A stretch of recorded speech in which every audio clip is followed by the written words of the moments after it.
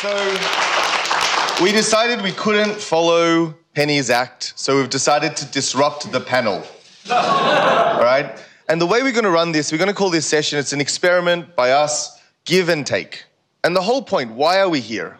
We're here because we're a collaborative community that trusts each other, we're family.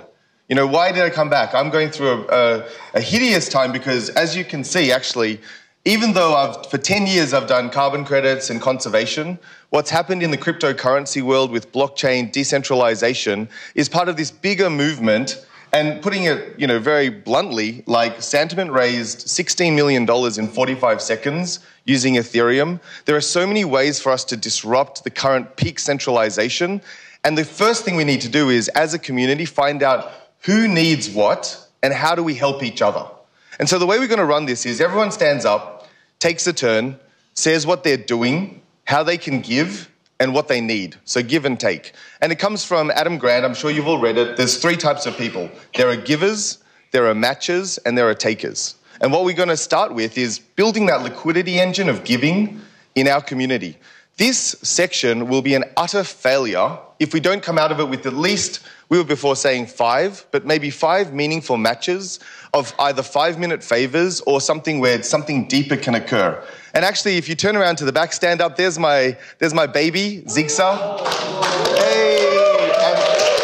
And my lady, Joe. And the reason why, like, this has been such a journey, when I first joined Asia Society, so this is now 10 years ago, you know, I always try to find, all of us should be trying to find the next decade of how can we work together. Like, this is the start of an alumni, of a journey, of a friendship. You know, I look up, you know, Robin, I'm going to get you to stand up later because I've known Robin since we were both single young men in Melbourne cutting well, anyway, I'll leave that there. Love you, babe. You're the one. And round of applause for Joe, yes. But coming back, the whole point of this session, and I'm going to start off by handing it down, but I would like everyone to really think, how can they help each other? You know, my initial, just kicking it off, what I'm searching for, what I need is, yes, I was one of Time Magazine's Heroes of the Environment, but subsequently I think I've become Alcoholic Anonymous Person of the Year because I became quite depressed about the environment. Because coming back to Penny's section, I just can't see how we can succeed where our ecosystems are globalized, but our sovereign states are sovereign, where you're going to get more and more fracturing as there are fewer and fewer resources. Like, I just can't figure it out. So I then came to the decentralized world, and this is my give. Santiment has decent resources. I managed to get Hcash, which is a China-based cryptocurrency, to host a workshop tomorrow. And the whole point of that is blockchain can help probably most organizations in some way. On top of that, I'm going to be bringing a couple of representatives and they're going to be putting real money. I think that there's up to $1 million in type of cryptocurrency funding if we can find an appropriate use of a blockchain, and we'll go into that tomorrow, to help your organization.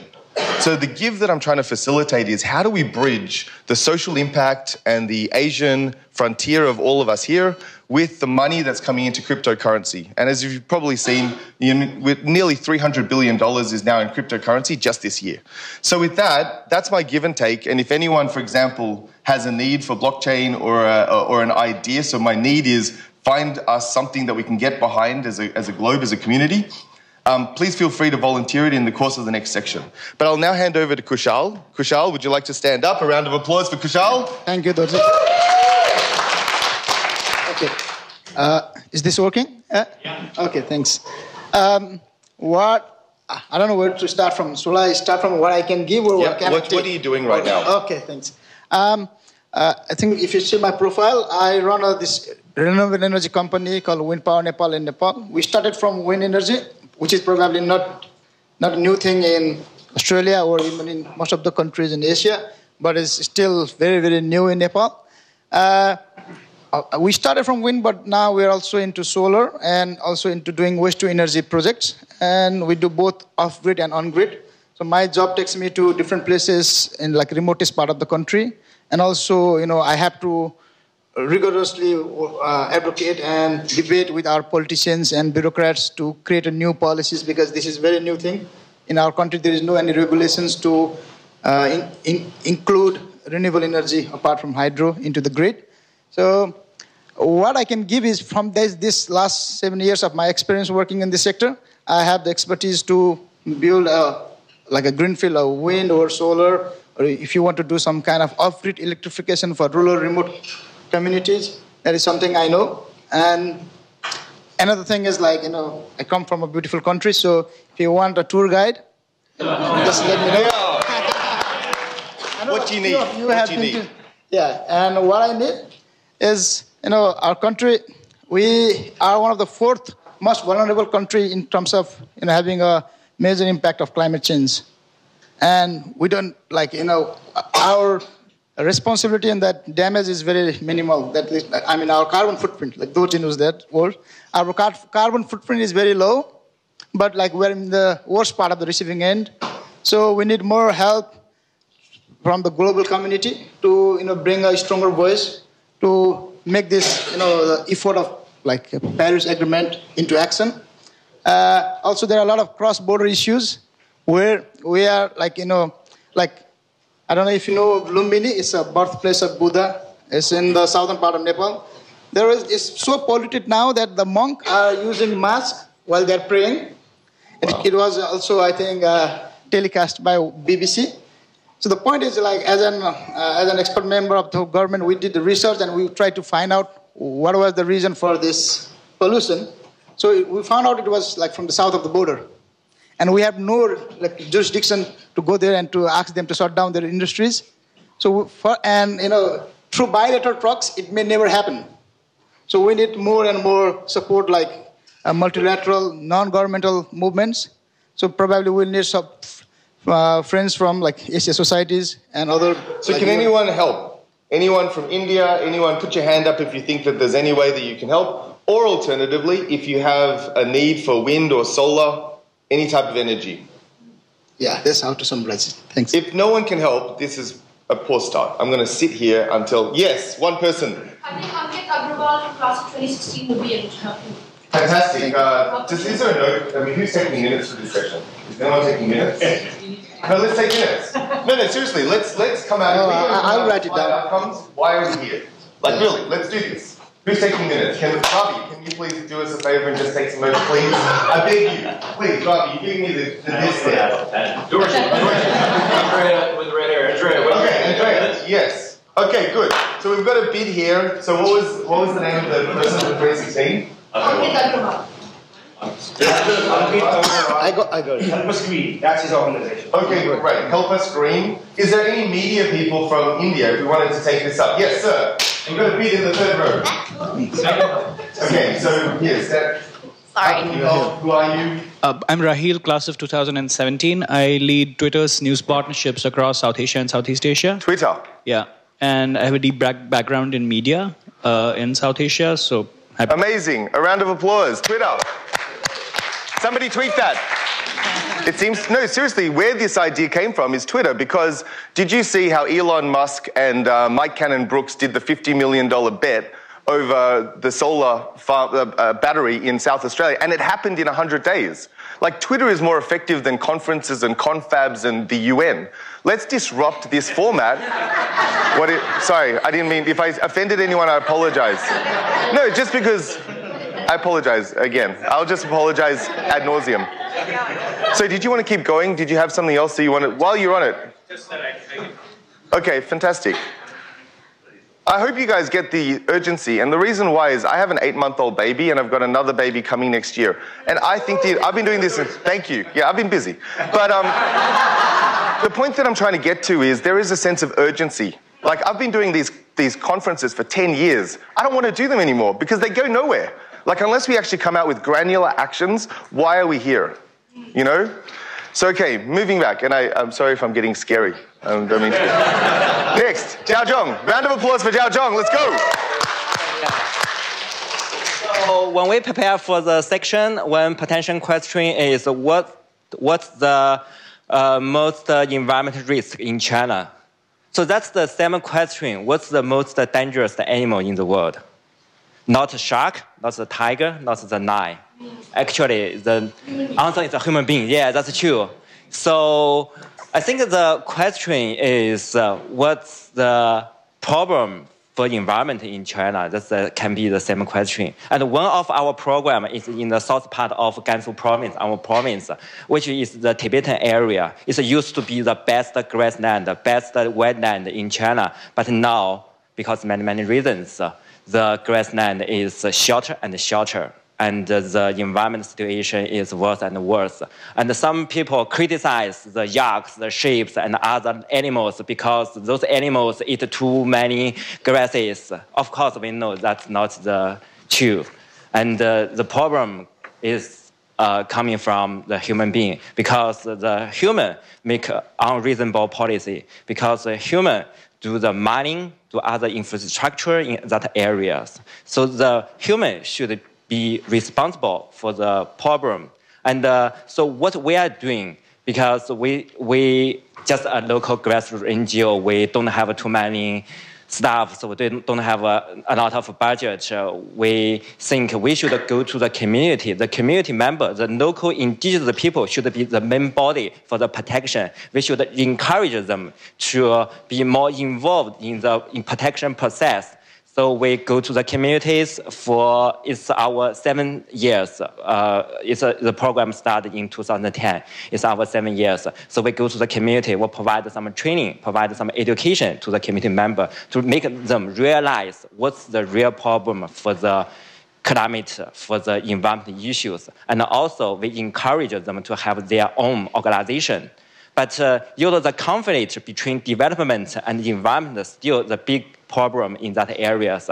Every people, including the local indigenous herders, they want to get more money because they want to buy some new iPhone, they want to send their children to the city to accept better education. So how to solve this conflict? One idea is to develop the ecotourism. So from last year, we are working with the community together to develop ecotourism in that areas. So what we can provide you is the totally pure experience in the grassland. You can rent a house in the wetland without any people, without any electricity, without Wi-Fi or cell phone signal. And we can provide some experience, very different experience, like do the milking for the yak, or do the yak dam connection, because yak dam is so important. Maybe you also know some experience in Bodh. Yeah, yak dam is the most important fuel in the grassland, and the people use yak dam for burning, and also it's a good medicine, and also it can be construction materials. So what do you need? Yeah, so that's what we can provide is the pure experience in the grassland. What we need a platform, just like H20, so more people can use the platform to know how the indigenous people in that area and how to help with. And we need a volunteer. And this summer, we have 6 international volunteers from US, from France. They go to the communities to provide some trainings to the community members, and also we can to be the tour guide, as you do, to guide for the tourists and to show them around, to identify different species of animals, of the wild flowers. And we need... So any offers from the crowd? Any people who can help? Yes, one, M. What? Microphone down here. Keiko and M, then Keiko.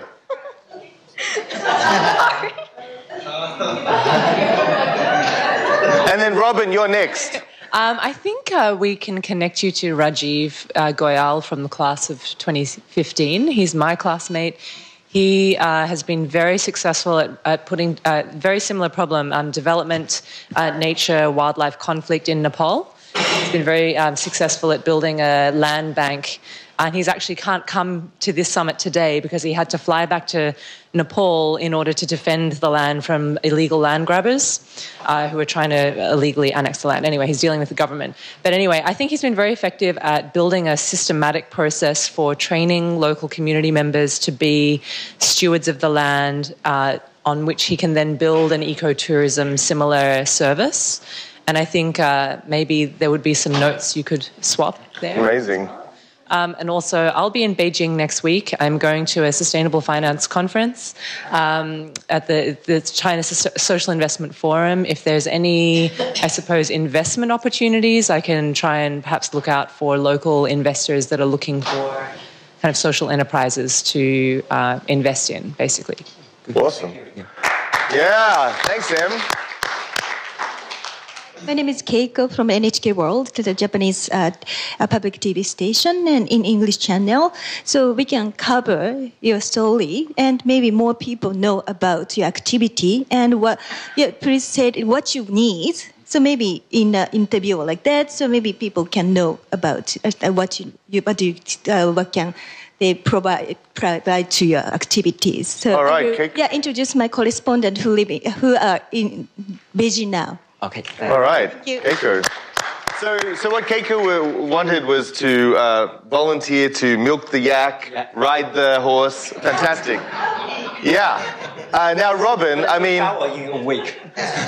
I don't shower a week anyway. But so Robin, speaking of not showering in a week, Robin at the back. We're going to come back. 1 second. We'll come back to... So Robin works for Kayak. Come on, Kayak Travel.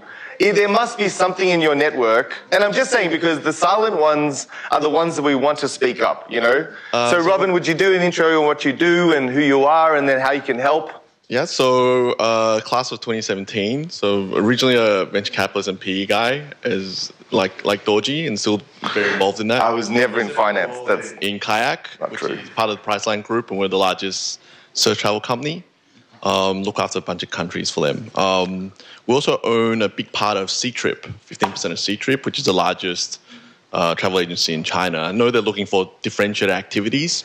Happy to link you up to the team there. All right. Ctrip. But also, I mean, like anyone else in ecotourism, like turning this around, who else? Put your hand up if any of your organizations have anything to do with ecotourism or impact travel. No? Anyone? Or if anyone knows any other classmates? Yeah, 1, 2. So the point that we're trying to make is now you guys go find Robin because he basically runs Ctrip. That's what I'm just joking. But he can connect you with the teams. Like, let's try and get this community. Or if you have a classmate who does something like Robi, you know, I keep coming back to you because, you know, we're the only 2 people from our class this year. But we have, for example, people in our class that do ecotourism as well. So sorry, the next microphone next, yep, here, down here. Here and then back. Sorry. Hi, my name is Santi from Thailand, working at Credit Suisse, invest in some startups and fintech, but actually nothing to do with this. Now, actually, what I want to talk to you about is what I've done a while ago.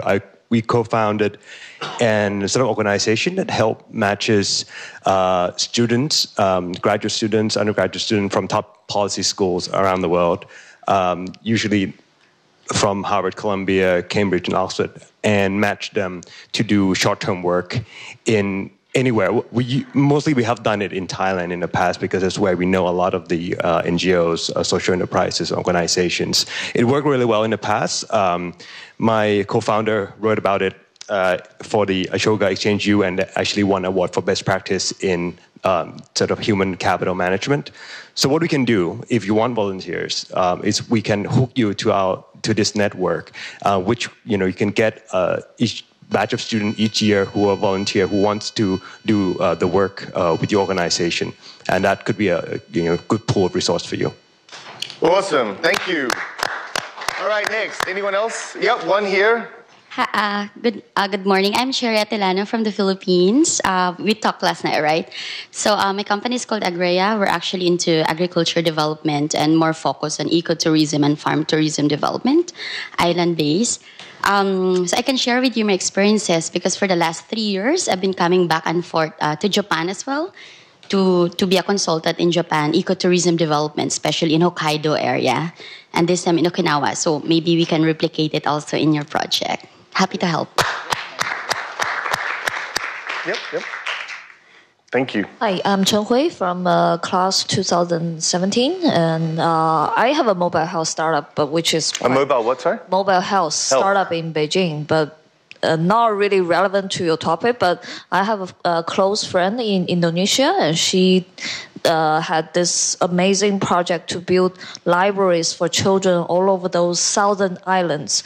And she also ran a travel agency to attract volunteers and tourists who want to have a different experience. So I'm thinking it could be possible to build a platform for people interested in have different experiences during their traveling. So I think there could be some exchange information. And also, secondly, we also work with people, some groups in China to help like students in those remote areas. There are people doing philanthropy activities there, so we work with them because we work with a lot of doctors to volunteer in those areas. So it's possible that, I don't know, people in your areas may have medical issues that maybe we can work together. Okay, fantastic. Actually, we are looking for you in last 2 days. I know you just arrived the last night. Yes. That's great. Thank you. All right, well, is there anyone else for Zhao Zhong? Otherwise, we'll move on. But just, yep, sorry. Oh, sorry, great. Sorry about that. This is not just for Camel Bell, for anyone who's involved in NGO. So I work for a global law firm called Linklaters, and we love to help on a pro bono basis with NGOs. So if you guys ever have any legal needs, particularly in helping with your corporate governance, in terms of doing fundraising agreements or sort of volunteer agreements, we're always looking to help NGOs. And so reach out to me anytime, Green Camel Bell or anyone else who's involved in NGOs, and we'll see if we can connect you with some attorneys. So quick question for you, for example. So Kushal was talking about this international problem where the air pollution is coming from India, but the people that it's affecting, are on the Nepal side. How would Linklaters be able to engage in a problem like that? I mean, not expecting a solution in terms of international law, but how would he start that process to chat with you? Because I think that this problem with transboundary, like coming back to, Singapore and Indonesia, there are the sovereign states, they have a certain legal paradigm, and then the problems are global. So I don't know, could Linklaters do something around this type of an issue, or specifically with Kushal's? Absolutely. We work very closely with the United Nations, for instance, and a whole range of public interest initiatives where we're discussing these type of boundary issues, right, at a sort of very public interest macro level. And it's not just legal work we sort of assist with, it's also in public policy sort of thinking and analysis. So, if there's ever scope to talk further, happy to, continue the conversation. Thank you. So we'll try to move it faster. Our goal is to get everyone to speak up. Moving on, next, Ewa. Thank you. Hi, everyone. My name's Eva, also frequently referred to as Ewa or Eva. So I run an organization. I co-founded an organization called Copernic together with another Asia 21 young leader, Toshi. He's the class of 2011. And in terms of what I can offer, first of all, is so in Indonesia we run a R&D lab for poverty reduction, and we work with companies and public sector institutions to develop products and services that can address the needs of the people that live in remote parts of the country. So we work with big corporations like Mitsubishi and Unilever, and with UNICEF and the Indonesian government. So if there's anyone that is interested in coming into Indonesia and testing their products and services, we conduct lean experiments and lean tests. So hit me up if you're interested. I want to take you up on your offer of pro bono legal advice as well, so I'd love to talk to you later. And what I need is, as you know, probably, 100,000 people are affected by the erupting volcano in Bali right now. These are people that are already very poor. The only assets that they have are their houses and their livestock. They're living in evacuation centres, and this is likely to continue for a really long time. To give you some perspective, in 1963, the eruption lasted for 1 year. So this is a long time to be living in a grim situation in evacuation centres. So my organisation is working with other organisations in Bali as part of a community-based response. Right now, the needs are masks to protect people from the ash. The needs will continue to evolve. So we're going to be looking for funds to provide people with livelihood activities to give them as much power and independence as they struggle with this difficult situation. So if anyone has any connections, ideas on how we can support the people who have been evacuated, I'd love to hear them. Thanks. Anyone put your... Yep, okay, so we've got a gentleman here and then Keiko. John Hafner, Dorjee. Eva, I had an idea of... so there's a Canadian startup that has really innovative pollution masks, and they're trying to move into the China market. And they recently donated masks to firefighters in BC to deal with the firefighting there, so I could get in touch with them and see if they'd be willing to make a donation for Bali. That would be great. And then if someone else could help deal with the Indonesian customs to get those masks through, that would be really awesome too. I know these Colombian guys, and they're really good at that. Thank you. I'll deal with the Indonesian customs. Thank you. Thank you. All right, thank you. Go Asia Society.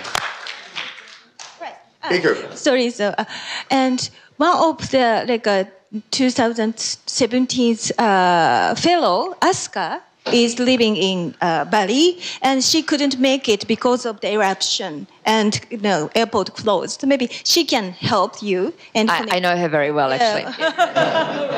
Okay, and also I will ask the mask company in Japan to support that. All right. Anyone else? Yep, gentlemen. By the way. No joke, my eyes are really terrible. I need glasses, so if I call you gentlemen or ma'am, it's... Yeah, I'll be offended. Yes, sir. Yeah, it's not joking, I'm not joking. If you think I'm joking, I'm not joking. Cheers, Dorjee. Mark Switkowski, the class of 2017. If you need help moving stuff in and out of Indo, I can help you. Been there for 10 years. Mostly successfully moving stuff in and out, but I'm sure we can find a way. Anyone else with the Bali volcano? So, have you guys heard of shelter coin? The octagonal tents that they started off at Burning Man. Don't judge them, but they're emergency. No, so the UN has started to buy all of these octagonal emergency tents because they're long-lasting and they're very cheap. I know the founders of that company. They're launching, actually next week, they're launching their ICO in cryptocurrency called Shelter Coin. So they're trying to give these away. So absolutely remind me, I'll connect you. That would be great because shelter is a major issue. It's wet season, dengue is going to be a really massive issue. So. But imagine the story. Burning Man comes to Bali and then it's the volcano. I mean, amazing. Okay, awesome. Robi can play the music. Exactly. And Robi, yeah. So any others for Ewa? Otherwise, we'll move on. Round of applause for Ewa. Thank you so much. Robi. Hi, I'm Robi from Bali, Indonesia. I started a band called Navicula 21 years ago with my high school mates, and then we are still together right now. I'm so proud of it because 21 years is a quite long time. It's more longer than average marriage, I think. And the idea of the band is like to combine what we love. We love music so much and what we care. We care about the social and environmental issue. And then we do collaboration. We believe in collaboration. And we do a collaboration so far with so many organizations like Indonesia Corruption Watch, Greenpeace, KPK, Corruption Eradication Committee in Indonesia, Commission in Indonesia, and also Sawit Watch, COP, Center for Orangutan Protection, and also now we collaborate with Copernic in related to the appropriate technology for the rural area or what you call it? Last mile. Yeah, last miles. Okay.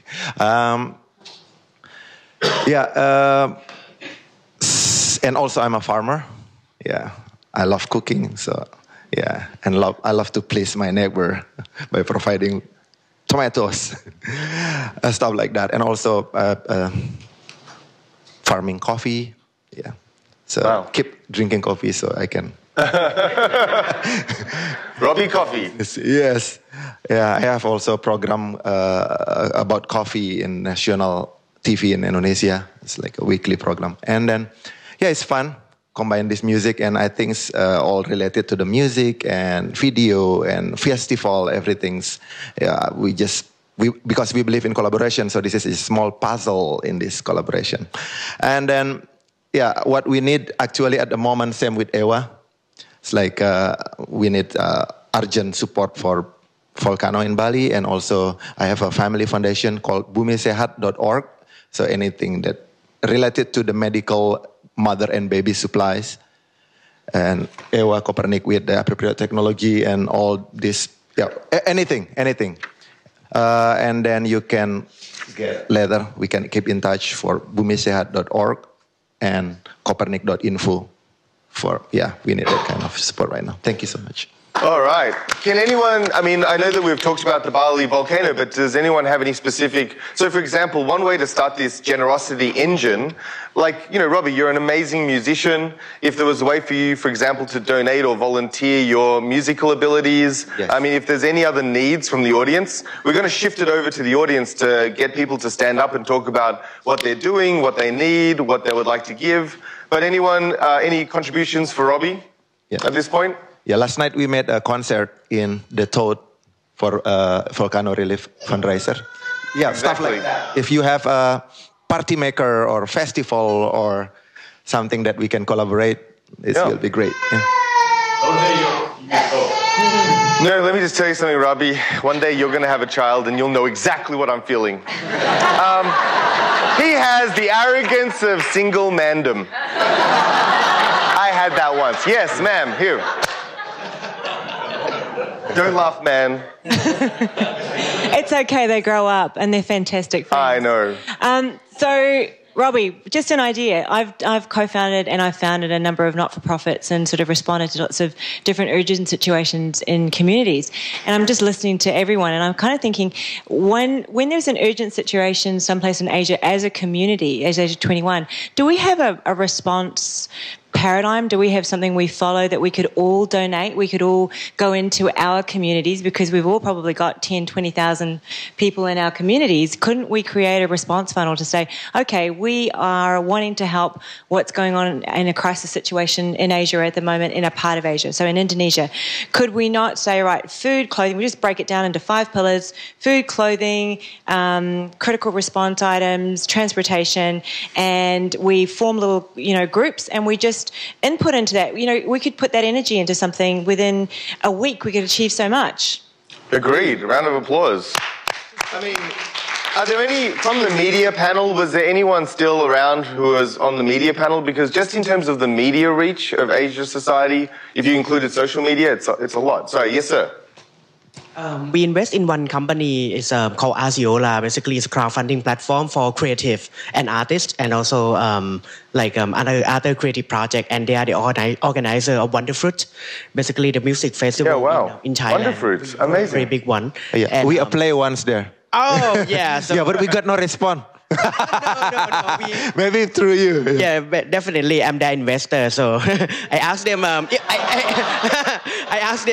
asked them for a quota for investor to perform, and based on the expression on their face, I'm not qualified, definitely. You can perform but I want tonight, to give a quota to you, definitely. I want to connect, and I'm the investor and the board. So you hire. Yeah. But what an amazing idea. If Sea Trip and, Kayak with Twitter and with Wonderfruit did a Bali, charitable concert response, just if you look at how many people from Australia go to Bali and how many people are impacted, this should be something that we're brainstorming, get to the media, you just make the announcement and then, who knows? But I think it's a great idea.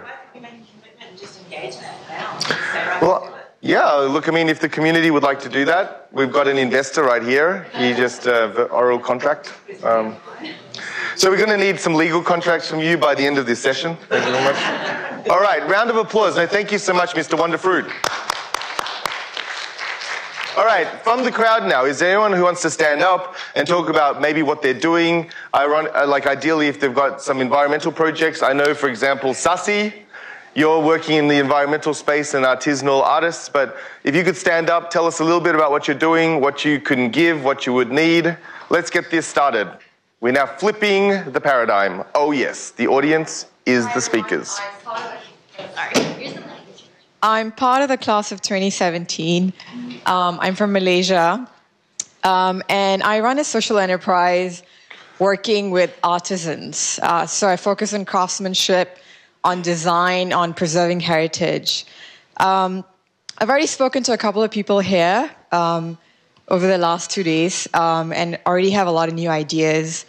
One of the things that we have been doing in Malaysia is we realize that crafts around the world are generally thought of as low-value products and not highly appreciated.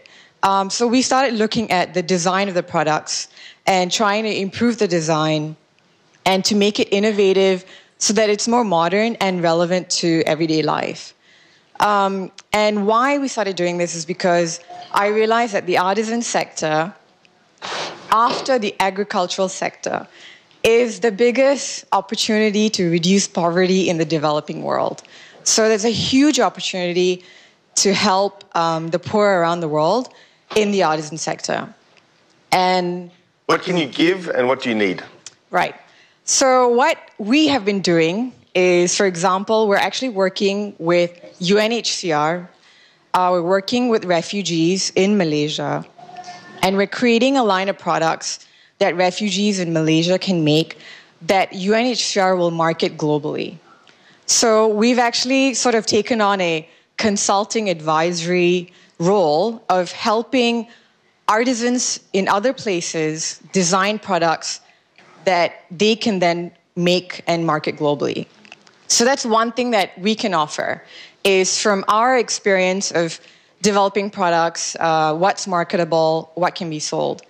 On our end, what I would love to have help with is I'm trying to combine traditional materials with modern sustainable materials. So it's like I'm trying to think about 3D printing and traditional weaving, or I'm trying to think about new tech materials that can be combined with traditional products to create designs that are modern and contemporary. So if there's anyone here who's looking at sustainable materials or sustainable packaging or cutting edge product design, I would love to talk to you. Awesome. And the second thing is we've been collaborating with a lot of companies in Malaysia, in the US, in Japan, on creating impactful, ethical corporate gifts, event gifts, collaterals. So our pitch is basically, you know what, to all the companies that make the lanyards and the tote bags or whatever for events, these products can be made by local communities. So instead of just supporting big companies that are just making them and not really helping anyone, why not work with artisan businesses that make them, and you can get so much impact and you get the same product. Does anyone want to volunteer to help Sasi? Yes, ma'am. Sorry, what was your name? Maybe say your name. Sorry, Graziella, and I'm the class of 2010. My goodness, it's that long time ago. Right, it's not somebody that's a member of our alumni here, but I'm just thinking there's a lady called Maya Shahani, and I help on her board. She's Sage Foundation in India, and she creates, I know I created a foundation in New Zealand for women who were recovering from violence, and we actually ended up getting keychains made in India by the women who'd come out of the slums, and they were bought by the banks that partnered with us to give to these women to remind them of things. So I'm just thinking just linking you with her, because she's linked up with the Bill Gates Foundation and various other foundations. She's got a lot of backing and support, but she also understands about that distribution globally, so she'd be really great for you to know. So I'll create that connection. Do you know Munching? You know Munching, right? Yeah, okay, so she's at AirAsia doing that stuff. Okay, yes, ma'am. Hi, so my name is Misu, Yemiu from Myanmar. I was telling you that we have to talk more, but actually I belong also to another network called Vital Voices. There's lots of women across the globe, 2,000 of us, and we have a distribution channel as well through those women networks to all the artisans, and we supported a lot, not only in terms of distribution, but also in connecting with other artisans, but also the technology that you needed. Another thing also is that for the Zhong, I run a small vocational training center for the youth that represent high school drop-off that represent 30 to 70% of the youth in my country. And I travel a lot with them, especially after the school. We do the exchange program and so on. And other work that I do is also the community-based tourism development. I have mentors based in Chiang Mai who help me to do that in my own country. I could link with you, as well as we can also do the exchange. Another thing also is that we, at the center, we also do the wetland as in order to filter the grey water that we use every day. And I have those practical examples that I could share with you if that could be useful for your wetland, also for the community-based tourism, but also for the artisan. And what else I need is that please come and visit. Don't leave us alone.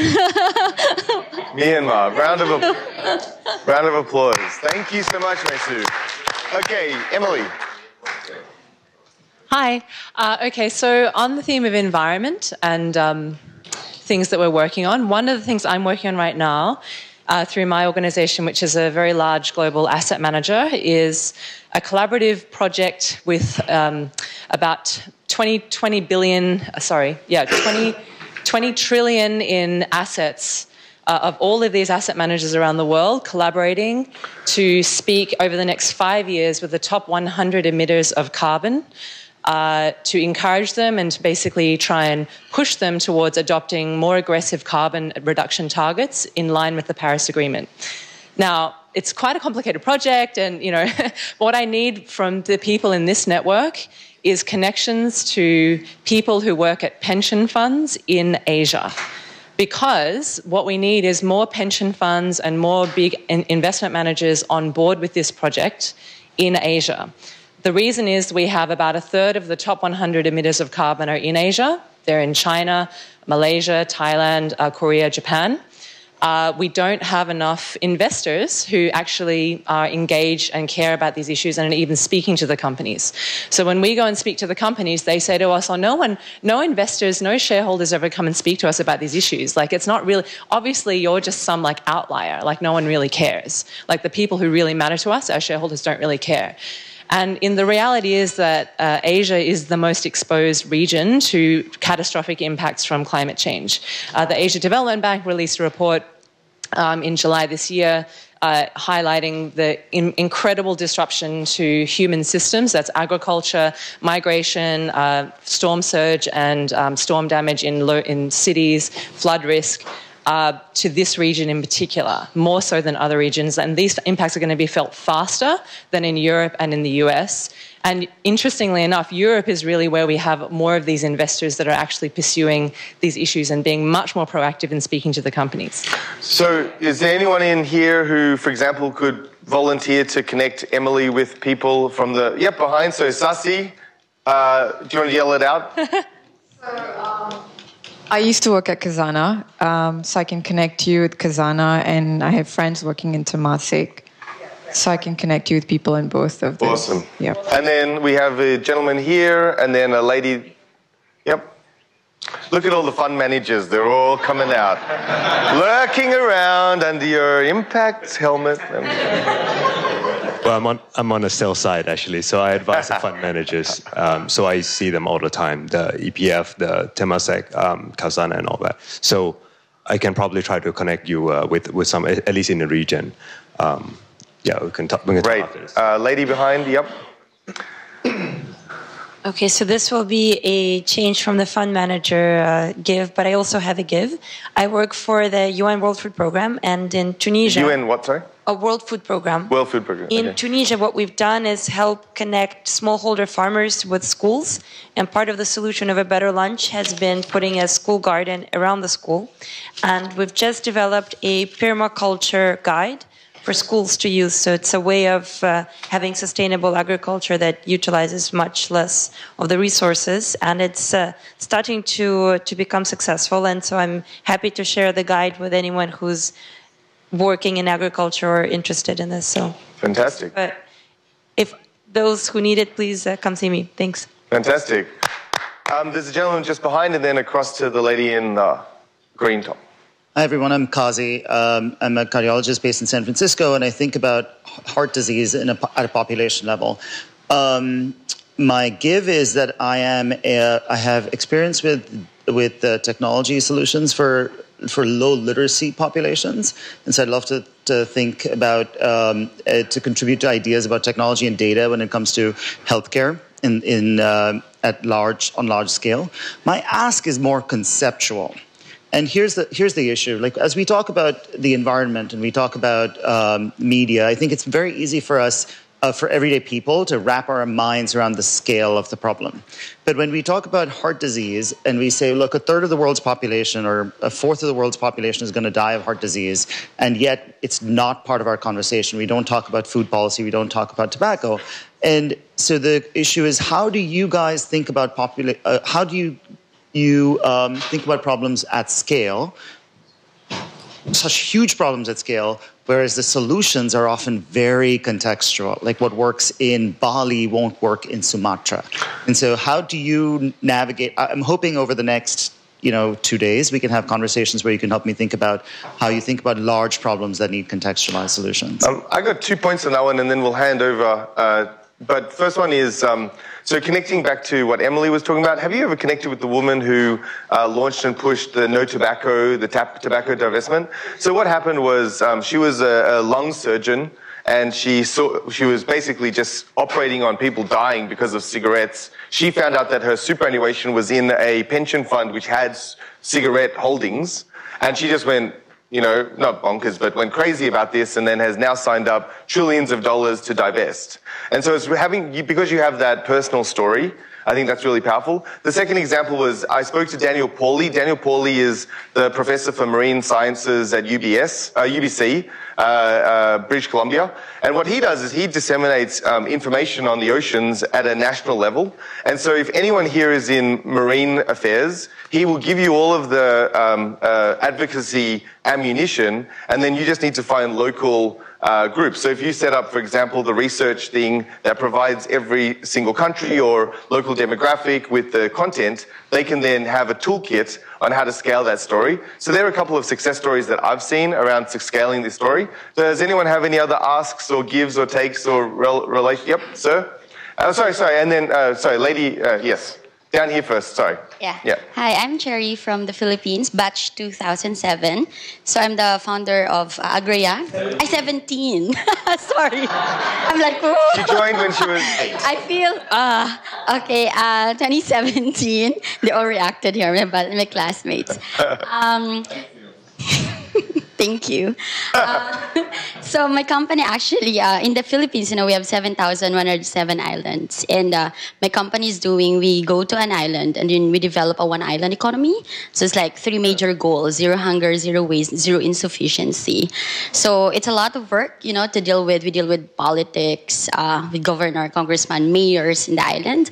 And now we're asked to enter another island. It's Siargao.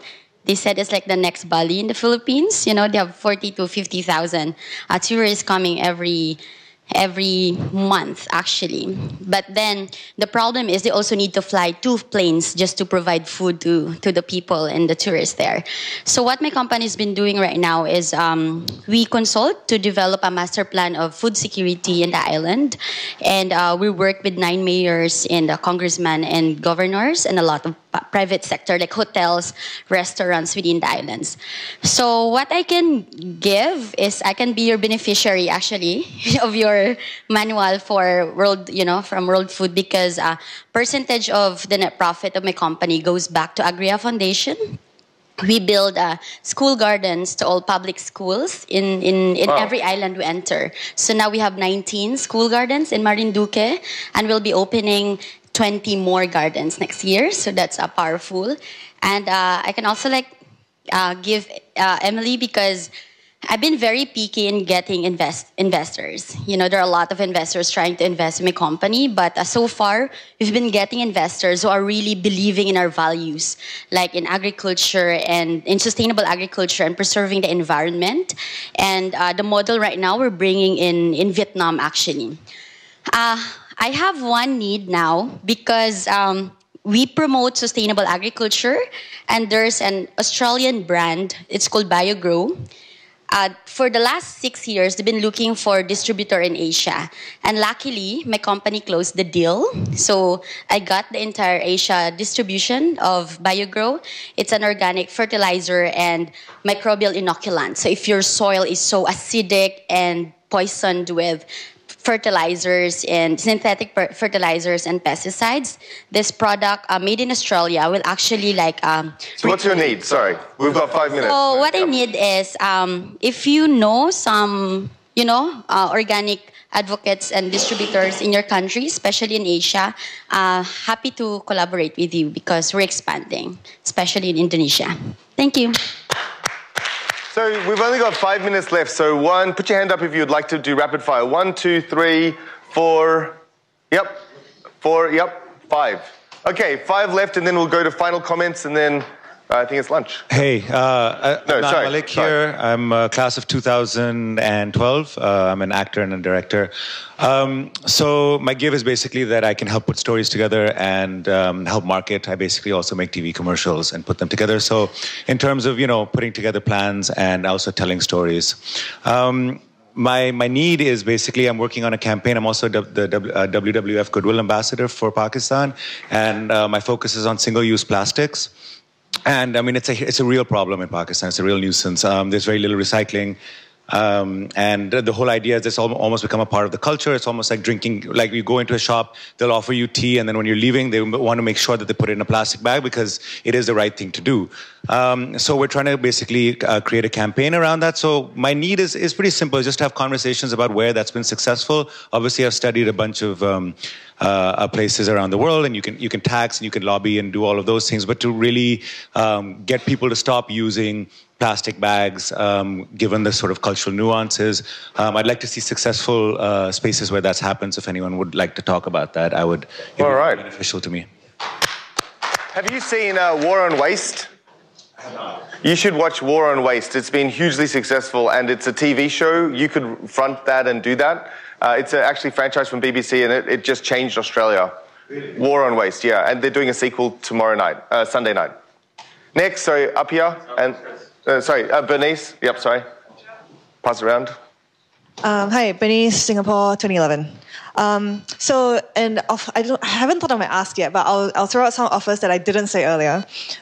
So for anyone who could use this, I'm an adjunct at SMU, and there's a program called the Masters of Tri-Sector Collaboration that has a capstone module, and they are always looking for interesting partners, clients to work with. So if anyone wants like a team of smart people who can do some analysis for you for free, you can let me know.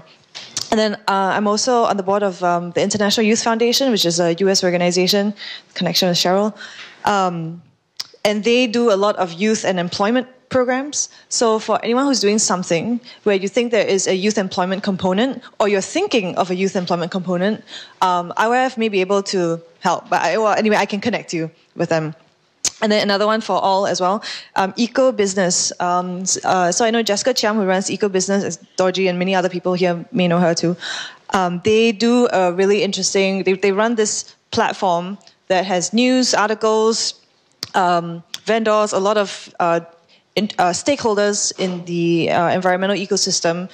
So that may be helpful for anyone who wants to get more profile, or even maybe get a story written up in eco-business, because the people who read eco-business are specific to that. Sorry, we've got... Okay, right. Okay. For Ewa, I know a guy who recently took on a role to head an organization that does relief work. And so this may not be typical relief, but they're very good at the shelters. I just feel like everyone should...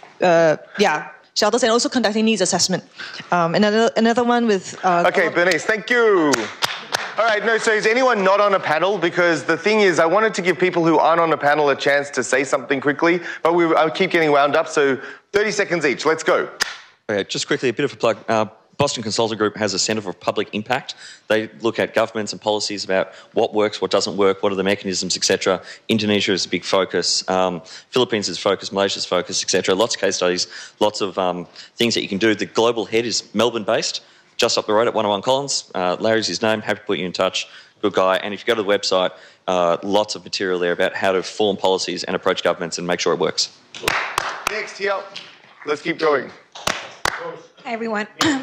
Oh, sorry. May I interject? Because we have a similar session. Okay. Actually, okay. Everybody does action lab. Oh, great. So maybe we don't rush it. Okay. Tomorrow we have a session. Well, our experiment has been cut short. Okay, one last one. Yes. Thank you. My name is Cheryl, and I'm from Toronto, Canada, class 2017. I started in the children's rights field when I was 16. I learned about the sexual exploitation of children in Bangkok, Thailand, and I was very upset about it. The fact that children my age and younger were being exploited, even babies were being exploited, was absolutely horrific for me. So I went to Sri Lanka when I was 17 and worked with the police, and I went undercover as a child prostitute myself to get an insider's look into the child sex trade. I came back and I founded my organization, and what we do is we empower children themselves to fight against the child sex trade. So we go into schools and we do educational trainings about child trafficking and teach them how to become activists. We do advocacy with the government and with the private sector. And then we also raise funds to provide rehabilitation and reintegration support for victims of the child sex trade. So I have a few asks. One of the things is I've been running this organization for the past 13 years on a full volunteer basis. Everyone is a volunteer in the organization. So we're looking for funding to hire our very first staff member and executive director. We're looking for board members. We're also looking for connections with the travel and tourism industry so we can do some more advocacy with them, as well as any contacts in schools so we can go and do our trainings in schools as well, and also for speaking opportunities and media coverage. So, yeah. Thank you. So we're out of time, but would anyone like to make any final comments from the panel? We're good? Yeah. No, only if you want to. No? So I'll just say thank you so much to everyone who made such generous offers. Let's follow up over lunch. Thank you. And if you didn't like this experiment, please give the feedback. But otherwise, thank you for engaging. Thanks. Let's go.